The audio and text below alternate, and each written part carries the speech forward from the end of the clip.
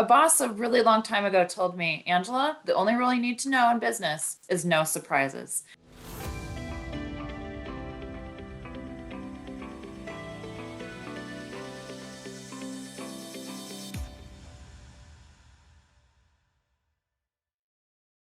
Hi, everybody. It's Tony Caldwell, and welcome to another edition of Uncaptive Agency, where we're talking about the future of insurance and the future of insurance distribution with a specific focus on the independent agency system.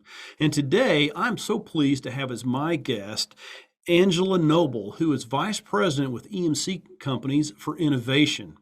Angela has been involved in change management and innovation management for a number of years now and is outstanding at what she does. And I know that because she was just recently named an outstanding leader by Insurance Business Magazine and is the recipient of a number of other leadership awards inside the insurance industry. And Angela, I was reading your interview, I guess in the newspaper, and I was impressed by something. I was impressed that you have looked for jobs that in your career, and you've had a series of assignments in innovation. So I really want to dig into that in just a minute. But what impressed me was that you made the comment that you look for things that scare you a little bit. And so I'm thinking innovation, scary. You're really an unusual person. You're what I would call an intrapreneur. So kind of like an entrepreneur, but you're working inside a really large organization, driving change. And we work with entrepreneurs here in our organization, love entrepreneurs. And so you're just like that, except you're working for a big company. That's cool. Thank you. I appreciate that. I think, doing things that scare you a little bit. I mean, we've all heard that quote. But I also think it shows that in insurance, there's so much you can do and there's so much that's always happening. And so it is not a stagnant, boring industry. There's actually so much happening all the time. So I've been very fortunate to be able to capture some of those, scary feelings and do some different things throughout my career. So thank you for calling that out. I appreciate it. Sure. I have a business coach, Dan Sullivan, who says about entrepreneurs, and he coaches entrepreneurs and has for a long time, that if an entrepreneur is not scared, he or she's not making progress. And so, that really resonates with me because, you as soon as you succeed at something, you put yourself in a position where you're challenged again. And obviously, you've done that with your career. And most recently, for the last number of years, in fact, with innovation. So let's dig into a little bit of that because, people don't think of insurance companies, they don't think of the insurance industry, generally speaking, as very innovative. But you believe that it is. Tell me why. Yes, and I think we've been using that term just recently, and so that's why I think there's that perception that insurance isn't innovative.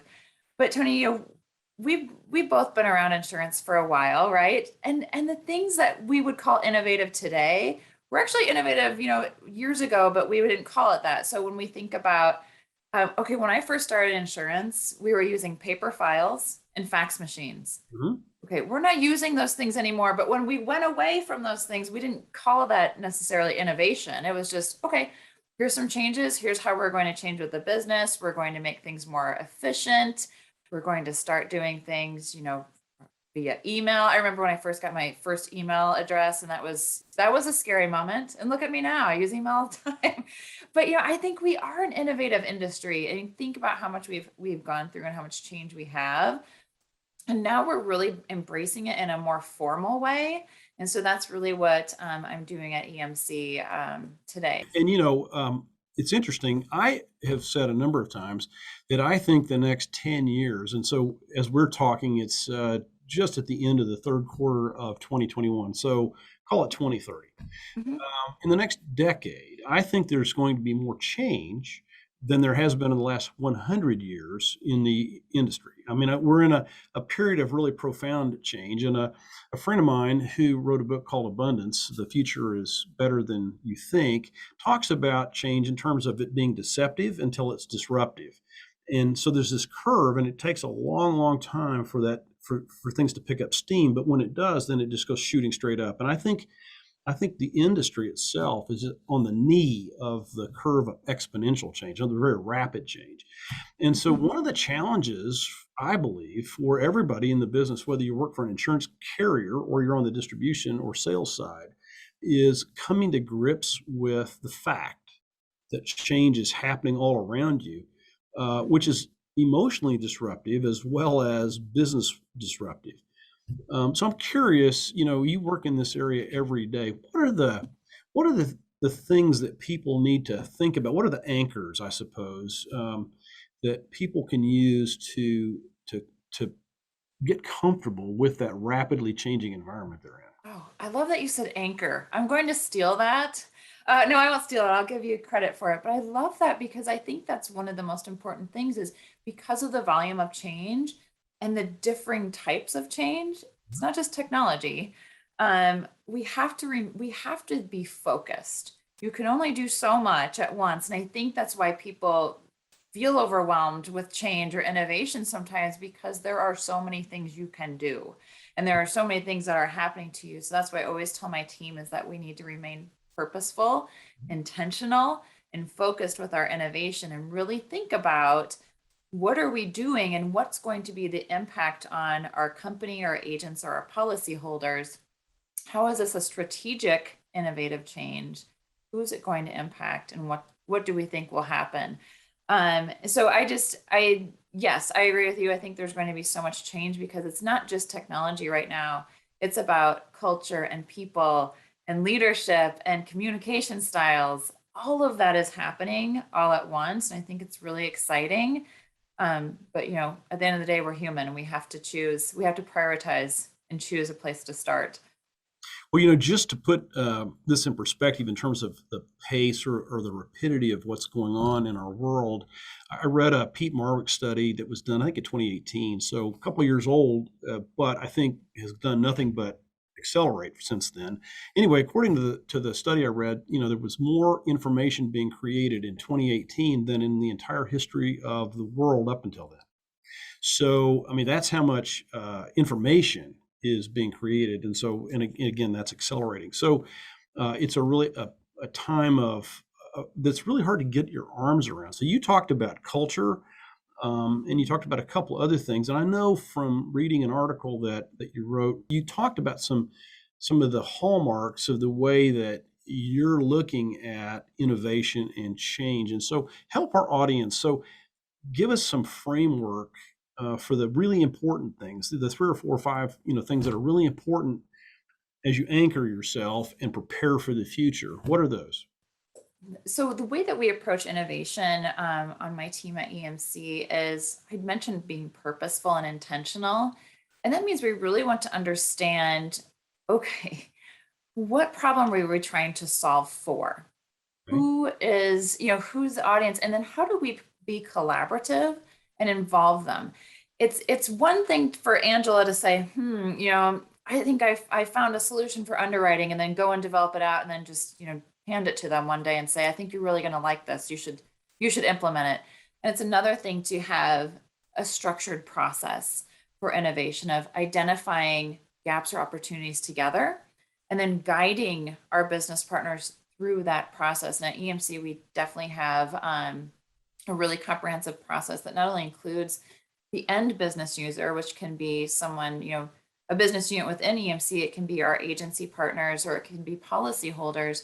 But throughout that process of involving our IT teams, our security, information security, our data teams, our customer experience teams, all throughout, and ensuring that everyone has that voice at the table to really shape how is this innovation related back to what we're trying to solve for and what's the value that it's going to bring back to our company or the people that it's impacting. So that's really where we start is being really purposeful and intentional and having a process. And of course, Tony, the first, as soon as I say process, that processes are meant to, you create a process so that someone can change it probably the next day.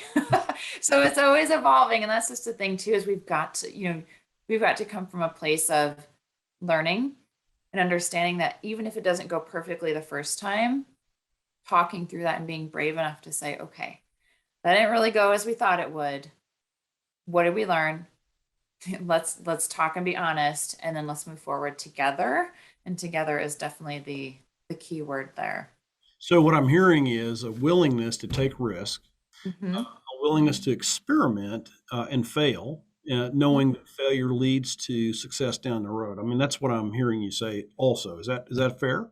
Absolutely, absolutely. And I think also being able to demonstrate and link it back to something that will add value for the company, the agency, or the policy holder, because I will say it's really fun to chase those shiny objects and to bring in really cool ideas that are just interesting to listen to. But at the end of the day, we need to make sure that we are helping our company evolve and grow along with all of those consumer and agency preferences and all of that too. So it all has to link together.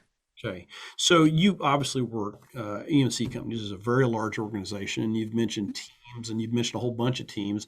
And if we step back and say, okay, for in the agency business, there are certainly some insurance agencies that are also huge, but many are small. They 3, 4, 5, 10 people confronting the same sorts of challenges that you at EMC are facing, right? And so I don't mean to say dumb this down, but if we can simplify a Mhm. little bit, one of the things I heard you say was, being really intentional, and so figuring out what the problem is. Okay, what's the problem? Uh, you didn't say this, but I think you've implied it, which is what's the vision? Where are we going? What do we? And so, and then bringing everybody to the table. Maybe it's the CSRs and the producers and the accounting staff. I had an interesting experience recently. I'm chairman of the board of a small community bank, and we have a new business unit. And there have been some issues in that business unit. We had the leader left, CEO had to step in, run it for a little bit, and he came back and said, "The sales team's not talking to the compliance team, and they're not talking to the accounting." And I'm like, "I've been telling you this for 3 years." But anyway, no, but the point is they weren't doing what you said. They weren't all at the same table saying, "Hey, how do we solve this problem in a collegial manner?" Well, when they did that, it was interesting because not only did they solve the problems very rapidly, but then the productivity just skyrocketed. And so I'm sure that you believe the same thing happens in agencies when everybody sits down and confronts the same kinds of issues together. Absolutely, absolutely. And I think the key thing that you're saying too, or what I'm hearing you say, is it's all about relationships, and there's not a one size fits all solution. Mhm. And that's the same at a carrier, within an agency, within policyholders. Everyone's going to be a little bit different. Mhm. And so I think it's really key for us leaders to listen, to humbly ask, what am I not asking that I should be? So we understand who we're working with. And then what am I not saying that you need me to say? I think there are some questions that us as leaders, while we're trying to understand others' perspectives or trying to understand what gaps or opportunities are there, we also need to be asking questions, and giving people an opportunity to speak openly with us, which is hard to do. But that's part of an innovative culture too. So you mentioned, I think you used the term partners earlier, and I think you were describing an internal process inside your own company, but clearly insurance agents are generally viewed by insurance carriers as partners in the Mhm. business. They should be, I think. Mhm. And so, and clearly, because EMC has a vice president of innovation, a leader, at the senior level, driving and facilitating a process of moving through the changes that are coming. You view that as really important. So, how does this work as we go forward with both the creators of insurance, insurance carriers, and the distributors of insurance, insurance agencies? What are the kinds of approaches to innovation or mindsets around innovation that carriers are going to be looking for in their agency partners as we move forward? So I think again it comes back down to the one size doesn't fit all, right? And so I think it's coming in with an approach that innovation isn't siloed. So just because Angela has innovation in her title doesn't mean that only Angela can do innovation. It means getting the right people in the room. So at EMC, we have a really strong agency team that works every single day with our independent agents to really get to know them, to understand their business, to understand their strengths and opportunities. Those are the people that I need at the table to ensure that we're having the right types of conversations so we can empower our agents and find innovative solutions that will help them. So again, yeah, innovation, I would say innovation doesn't happen in a silo or a vacuum or whatever term you want to use.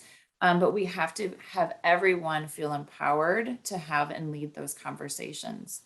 So, do you think though that agents and agency owners that don't want to change, don't have a mindset around evolving Mhm. into a changing future? How do you view folks like that compared to, say, the people that you interact with who do? I mean, what's the future for somebody who wants to do it on paper, for example, and doesn't want to change? I mean, is there a viable future for folks like that in your opinion? My opinion only, I think it would be very difficult just because we know that more and more services are moving online.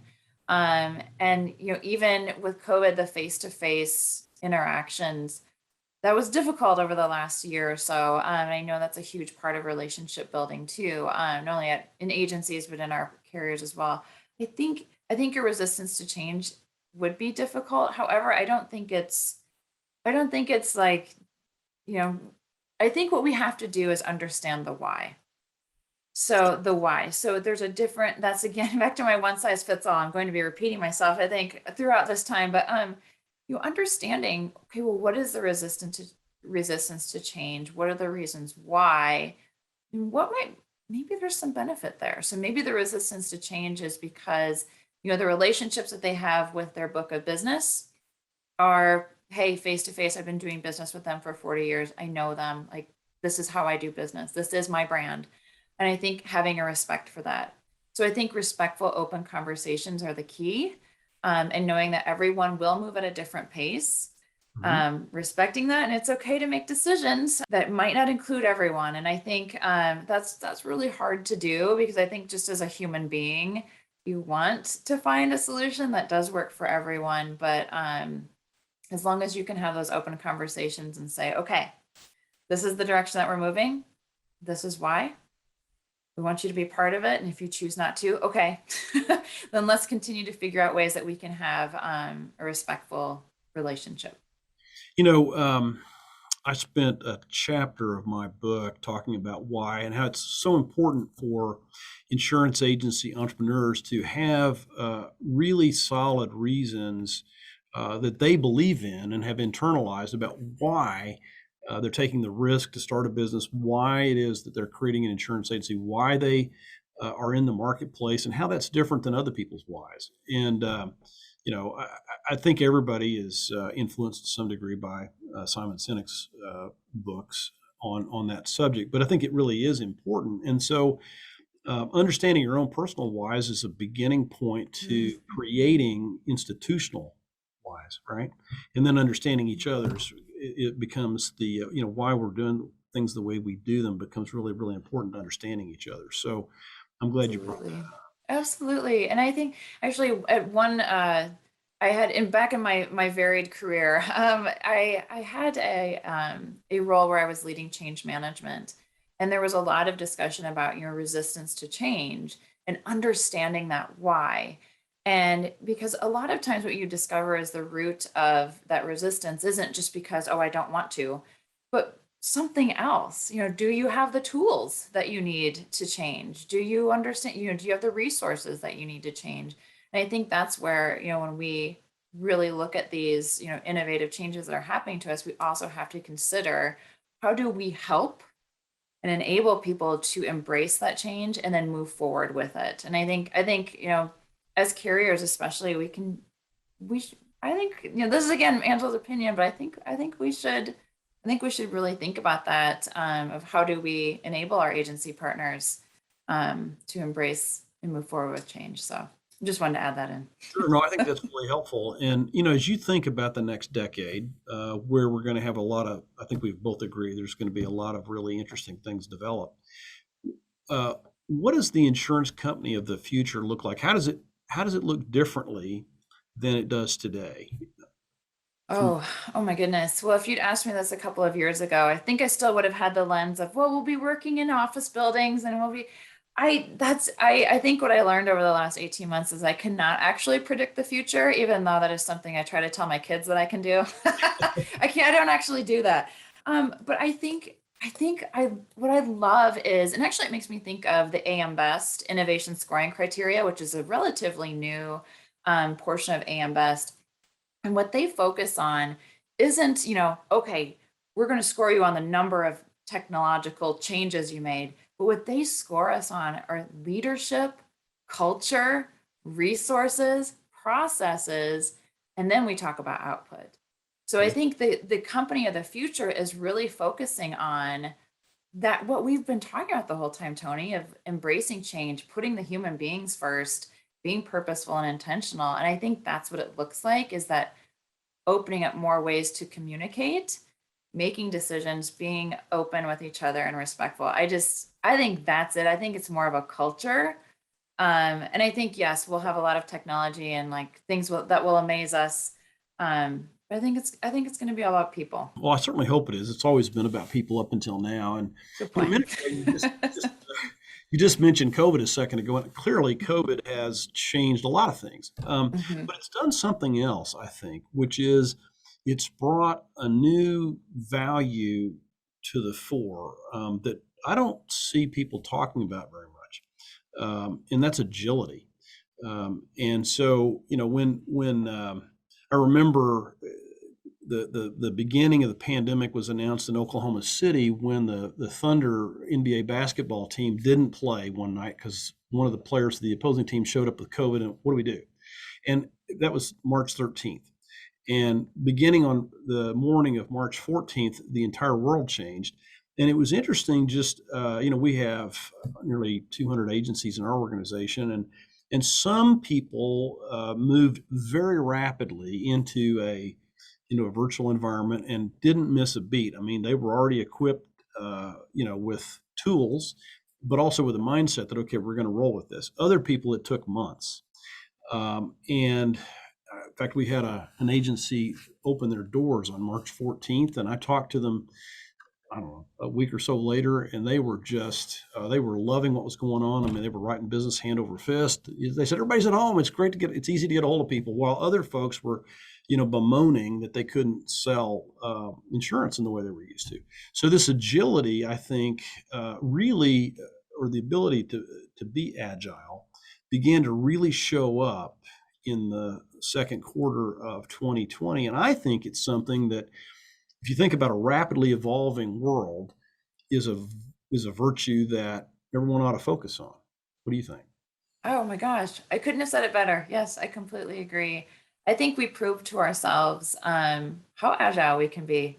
We had to do it in a matter of days, and here we are, year and a half later, and we're still doing this, and we're successful, and we've done a lot of great things. So yes, ditto to what you said. Well, and people are, you mentioned that maybe working in offices is, it's an up for grabs, thing. I mean, people are experimenting and trying to figure this out. Mhm. My comment is, I think geography is dead. I was on the phone with one of my attorneys on Friday and learned that his office is literally 6 blocks from here. But I hadn't seen him in a while, so I did not realize he had moved to Fort Worth, Texas, which is 200 Oh. miles away. He had all these reasons why with his family, and he goes, "No, people don't care where I am," and that's exactly right. I don't care where he is. Mhm. We were having a Zoom conversation. He could be 6 blocks, 60 miles, or on the other side of the earth for that matter. It doesn't matter. Doesn't. Yeah, I and so agree. that's there's some really interesting things to think about in that regard. So, how are you at EMC? How are you thinking about this death of geography in terms of how your teams work, and where they work, and who they work with? I mean, is that what kind of opportunities is that presenting for you? Many opportunities. And I think we haven't solved the problem yet, or the riddle, I should say, not the problem, but we haven't solved the riddle yet. So, we intend to go back and open up offices and have people working from them. However, at the same time, we also intend to listen. to understand, okay, well, what do our team members want and need? What types of schedule do they desire, and how do we address that? I think the other thing is too is empowering leaders. So leaders were kind of in that middle like bubble, right? So we all were at home. And then now, okay, not only am I a leader that I have to do my role and make sure my boss is happy, but now I'm leading a group of people who are going through immense change and trying to it was so much, right? And so now as we're thinking about return to work or what do we want that to look like, helping and empowering leaders to make decisions, to learn how to build skills. So if you were a leader that had never led someone who didn't sit right next to you in an office, does that change how you lead? What skills and experience do you need to make sure that you're still growing and evolving as a leader and you are an effective leader? And I think that's what we're talking about at EMC right now is really empowering everyone and making sure leaders have the tools that they need to make sure that we continue to have effective teams no matter what our geography is. And I agree with you. I know actually I work with someone who now she did the extreme even more than what your friend did, Tony, but she has sold her house, bought an RV, and that's where she'll be working from for the future. So her and her husband are both working, they're just driving around the country, living out of an RV and living and working, which I think is a really good story. We might have to have her on your podcast later this year to see how that's going. Yeah, that's awesome. That's, as I'm hearing you talk about this, so, and you said, okay, leaders that are having to lead people that they're not necessarily sitting next to anymore. Mhm. It, what occurs to me is that okay, so what do you want in a business leader? Okay, you want business acumen, you want technical skills, you want great decision making and good judgment and analytics and all those things, right? Those are all hard skills. You went to Mhm. college to learn a lot of that. But what I'm taking from what you're saying is that, gosh, here's the skill of the future that everybody has to either come equipped with or figure out, which is empathy. Mhm. I mean, is that right? Absolutely. Oh my goodness. Yes, absolutely. Empathy, human perspective. You said it too. Insurance has always been about humans, and definitely going forward. And I think also helping leaders develop their coaching skills, Hmm. and just developing, yes, those soft skills. Right. We know that our leaders are technically sound. They know what they're doing, but to be able to coach and empower others, I think, is where we can really help our leaders as well. I'm included in that. So, what makes a great coach? Just what you just did, asking questions. And in fact, I just had a session with my coach, and most of that session is him just asking questions of me. I think helping people get to those solutions on their own rather than telling them what the answer is. Even if you really know it and you have this burning desire to share, a coach helps others learn and grow on their own. One of the things I think a great coach has is great perspective. Um, Mhm. and everybody has a perspective. The problem is our perspective of ourselves and our own performance is so flawed because it's always outward looking. Mhm.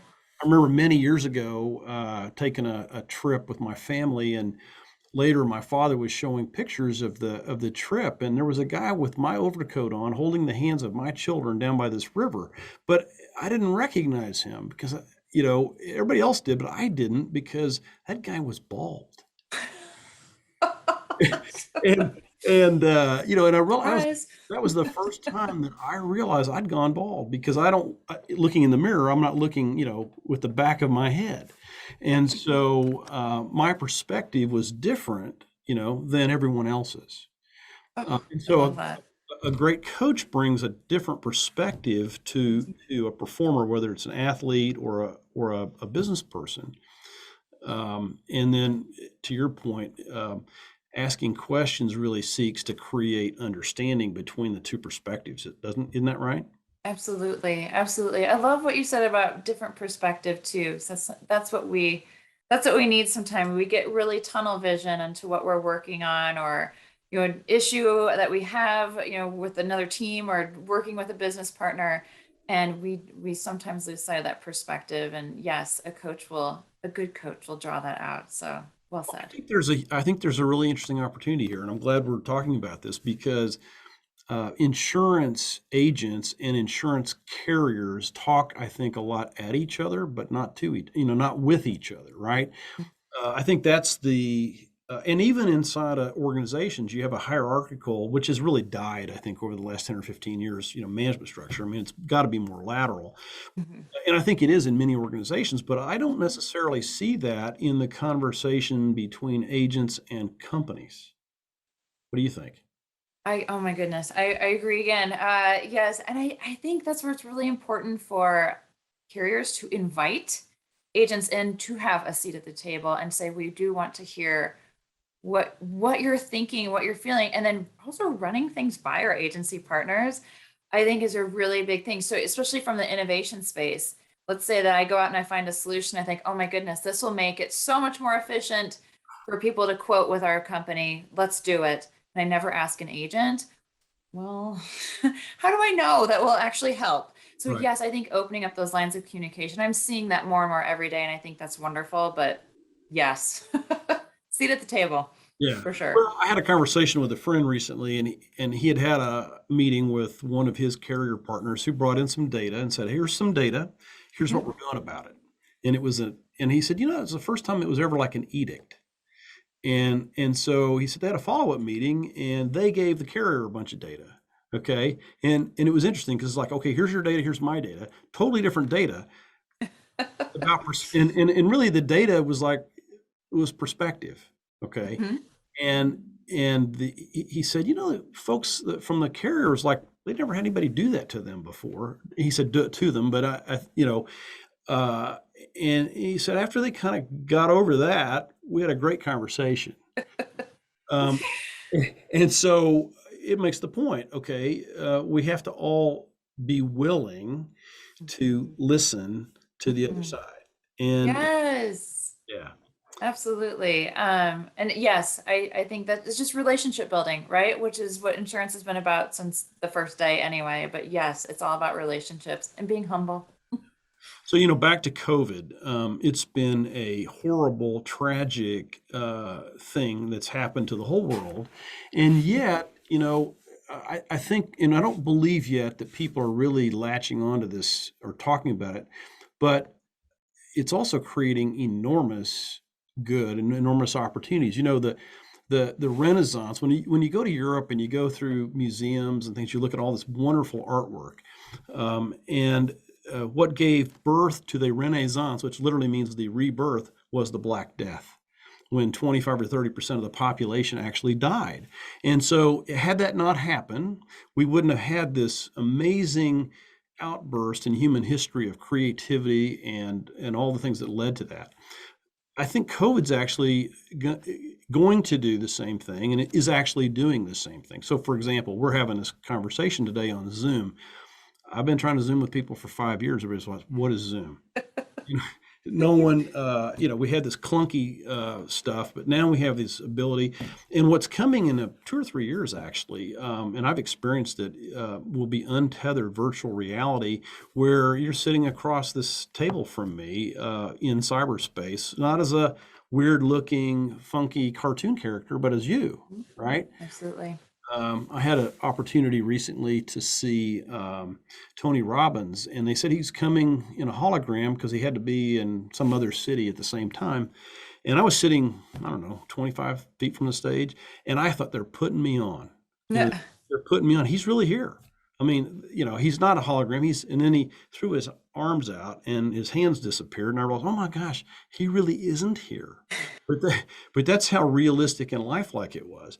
And so again, we're all learning to communicate differently as a result of COVID, and I think it's just a down payment on what's coming. So I think that means that you can bring agents into your innovation centers or labs or wherever you're doing this work in Mhm. a way that you've never been able to do before. Do you plan to do that? Absolutely. Yes. And it's interesting that you said labs. So I'll address that what you just said in just a moment, but I wanted to make sure I said, at the beginning of our conversation, I talked about being really structured and having a process for innovation and having all these steps. There is a flip side though to saying, okay, yes, let's dedicate some time to this process, but we also need to pay attention to really kind of the things that we think, well, that's a little far out. Um, and one of those things that we've explored at EMC is augmented and virtual reality and insurance. And we've talked about, well, what are some use cases that we could use at EMC to help and empower others? And we've actually started using it, and we're revisiting it again this fall. So more to come on that. But we have to think outside the box a little bit. And then with our agency partners, yes, right now how we have it at EMC, we have our agency development team, our marketing team have those strong existing relationships, and our field team, we need them to be able to help us get that voice of the agent. Just how we're structured at EMC, that just makes the most sense. Other carriers or other agencies might have a different approach, but it is really important for us to be able to do that, because I mean, we need the independent agents. That's period. There's no more to say on that. We need them, and their success is our success. I mean, to say it in business terms, it really is. And so we want to make sure that we're listening, helping, empowering, embracing change, all of those things for our agents. Glad to hear you say that you need agents, because there's been a ongoing conversation, I think, in the industry over the last couple of decades about what's the future of the agent, and I think actually technology is very threatening to agents, and also things like direct writing and things. Many carriers are trying to be in all these different channels, all of which threatens agents and their ability to do business. And so I think there has been. I don't believe it's so much present today, but I think over the last number of years, it's been a real question. How many agents do we need? How many agencies will there be? Does the independent agency have a future? What does it look like? And while it's evolving, I do think most people now believe that, people like talking to human beings about their really serious issues, and that you can't really replace that with technology. That what the role of technology in our business is just to take away the drudgery, so that we have more conversations. Yes. That's my vision. I don't know what is yours. I 100% agree with you. I absolutely do. Because what we're finding is that, people do want the technology, they want the ease of use, but what they're doing is doing their research, but then thinking, okay, I need the expertise and I need the knowledge of an independent agent to make sure that I'm getting the right coverages, especially when it comes to commercial lines. My goodness, commercial lines, we need that skill and expertise. That's where the agent comes in. And now that technology is there where they could do this right over Zoom and still write policies, I think that's actually helping the independent agent as well. And then I think, just from a carrier perspective, what can we do to help and empower agents embrace that change? Because it's still all about relationships. I really, really do believe that. EMC is 100% committed to independent agents. We see their value. And we know that consumers, not only, yes, they're looking for ease of use, but they do want that expertise and they want choice. And that's where the independent agent comes in, of being able to say, okay, here's what you need and here's the options you have. I can't Google that. I could, but it would be scary. Well, I think they want something even more fundamental than the things you listed, which are all important, and I believe and I think prospects often, as a commercial insurance agent for, a long time, you have to get over some barriers before you get to this point with somebody, because they want an apples to apples quote, which is ridiculous. But anyway, you got to get past all that.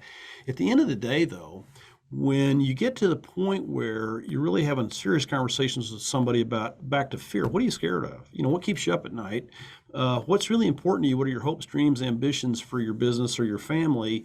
It's only with that information that an agent can do the very best work for somebody, right? Because there's a million ways to do insurance and risk management, but only with that really deep personal connectedness are you able to do the very best work. And so, to me, the exciting thing about the future of our business is that, doing applications and processing and all those kinds of things are going to go away. AI is going to take over most of that stuff, and faster than many people suspect, which, if that's what you think creates your value, you've got a real problem for the future. But if you think it's having conversations with people, making friends, and that sort of thing, well, man, it's going to be exciting. I Yeah. You too. Well said. Well said, Tony. Completely agree. Well, as we wrap up, any last thoughts you want to leave our audience with around the topic of innovation? I mean, we've talked a lot about relationships. We've talked a lot about intentionality, teamwork, listening, understanding, so that we're on the same page. But having making sure that whatever changes that we're doing are solving problems. We talked about a lot of those things. Anything else you want to throw in? I don't think so. I was listening to the list. I'm like, okay. I think we covered it. I feel pretty good about it. But of course, as soon as we hang up, I'll think of at least three more things. Well, you'll have to come back. I will, I guess. But yes, thank you. Thank you. That was a good recap. I appreciate it. Okay. Well, Angela Noble, thank you for being with me today. I've really enjoyed our conversation, and I will get this out to you as soon as we finish it up. Thanks very much. Thank you. Thank you, Tony. This was so much fun. I appreciate it. Great conversation. Thank you. I'm talking to independent agency owners about this all the time. If you'd like to have a more personalized conversation, click on the button or the link in the description, and we'll make that happen. You can also reach out to me at tonycaldwell.net/contact.